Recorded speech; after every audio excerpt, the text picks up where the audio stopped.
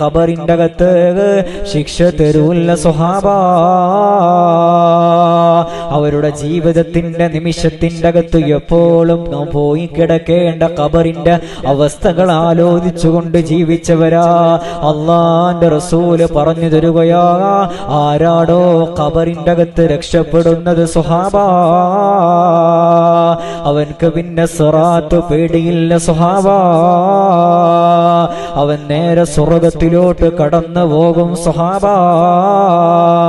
ജീവിതത്തിന്റെ അകത്ത് തെറ്റിന്റെ ഭാണ്ഡകൂപാരങ്ങളുമായി കൊണ്ട് ഓരോ നിമിഷങ്ങളിലൂടെ കടന്നു പോകുമ്പോ എപ്പോഴാണ് അല്ലാ, എവിടെ വെച്ചാണ് അല്ലാ, എങ്ങനാണ് അല്ലാ, തീപാറുന്ന കണ്ണുകളുമായി കൊണ്ട് ഒരിക്കലുണ്ടല്ലോ പെങ്ങളെ അസ്രായീൽ കടന്നു വരും സഹോദരാ. ആ മരണം കടന്നു വരുന്നതിന് മുമ്പ് റജബുൻ ശഹ്റുല്ലാ,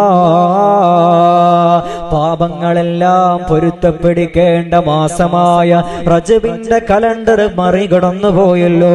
ഇനി ശഅബാനാണ് ഉമ്മമാരെ നമ്മളിലുള്ളത്. സ്വലാത്തുകൾ ചൊല്ലിക്കൊണ്ട് റസൂലുള്ളാഹിലേക്ക് മദീനയിലോട്ട് നമ്മുടെ മനസ്സും വജസ്സുമല്ല കൊണ്ടുപോകേണ്ട ശഅബാൻ മാസമാ. ഒരു മനുഷ്യനുണ്ടല്ലോ മുത്തുനബി തങ്ങൾ അടുക്കലോട്ട് ഏറ്റവും അടുക്കേണ്ടത് സ്വലാത്തിലൂടെയാണ്. ഒരു മനുഷ്യന്റെ ഖബറിന്റെ അകത്ത് സ്വർഗത്തിന്റെ വിരിപ്പ് തരാ റസൂലുള്ളാഹി തങ്ങൾ പറഞ്ഞു കൊടുക്കുകയാ. പ്രിയപ്പെട്ട സ്വഹാബാ, ആരാണോ എന്റെ പേരിൽ ധാരാളമായി കൊണ്ട് സ്വലാത്തുകൾ പറയുന്നത്, അവന്റെ മയ്യത്ത് ഖബറിന്റെ അകത്തോട്ട് ഇറക്കി വെച്ച് കഴിഞ്ഞാൽ ഖബറിന്റെ അകത്ത് സ്വർഗത്തിന്റെ വിരിപ്പാണ് സ്വഹാബാ. എന്നിട്ട് നബി തങ്ങൾ പറഞ്ഞു കൊടുക്കുകയാ, മൻ നസിയ സ്വലാത്ത അലയ്യ നസിയ ത്വരീഖി ഫിൽ ജന്നാ.